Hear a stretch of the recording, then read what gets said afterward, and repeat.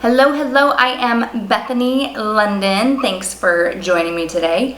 I was just asked to give some information for an article on whether or not it's worth it to use an agent when buying a home. So I figured, why not put this on a video, share with you guys. I know that probably many people have this question and definitely have been asked it in the past. So here's the deal.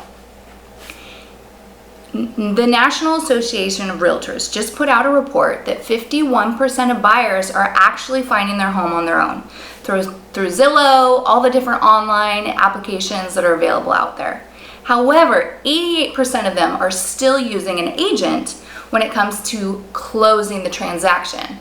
And you might wonder why. Why don't they just buy it from the listing agent or buy it on their own? Well, here's the thing. First off, it's free. It's free to the buyer. The seller pays the agent. The seller pays the buyer's agent. So that's one thing. Might as well take advantage of having representation. Second, buying a home is the biggest investment that people will ever make. And often it is considered similar to getting married and planning a wedding. So as you can imagine, doing that on top of your regular life is quite a task. We are managing so many different individuals. It's basically a project management position. There, on average, is 21 jobs created for every home transaction purchase.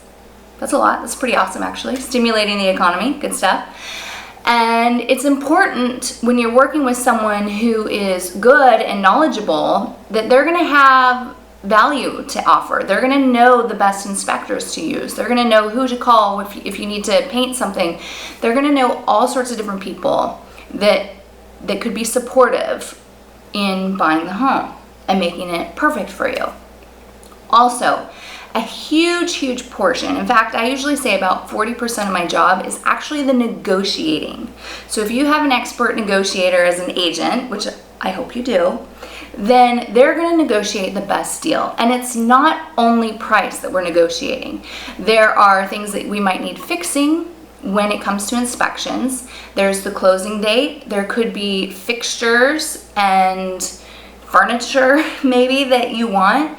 There are all sorts of different avenues to negotiate, and that is a huge part of purchasing a home. Then there are the emotions. The emotions, oh my goodness.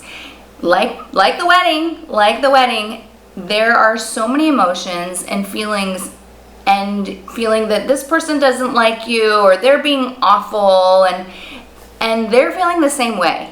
Honestly, they are feeling the same way. So it's almost like I'm a mediator or a life coach that is managing different emotions that are happening in all the parties. Sometimes I'm even coaching the other agent on how to talk with their agent. I do life coaching. I love it. And a huge part of it is neutrality and being able to be neutral through every single situation that arises. And every single home purchase, I will say, is a learning lesson. There's always something unique that pops up, I swear. Good times. It's never the same. It's never the same. So you have project management, you have life coaching, you have education. There is an insane amount of paperwork that goes into buying a home.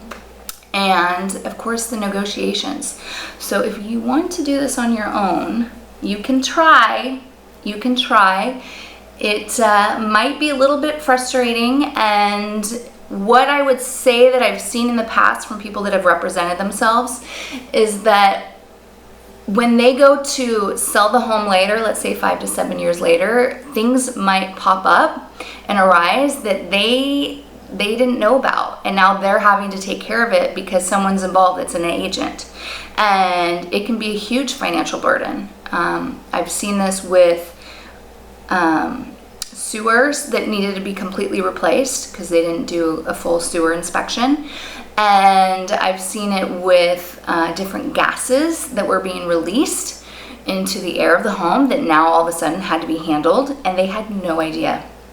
So there are so many different things that are involved in buying a home, and if you can have a representation and you find somebody that really matches and meshes with you, I would go for it 100%. And if you think that you're going to get a better deal by using the listing agent, it's not really the case, because typically they're just making the other cut anyway, and they don't have your best interest in hand. In fact, the top agents out there will never list and write an offer for the buyer. They won't even do it because there's so much liability that's involved in that. So there you have it, just a tip from me, and feel free to reach out, comment below, email me. My website is in the notes if you have any questions. Thank you so much.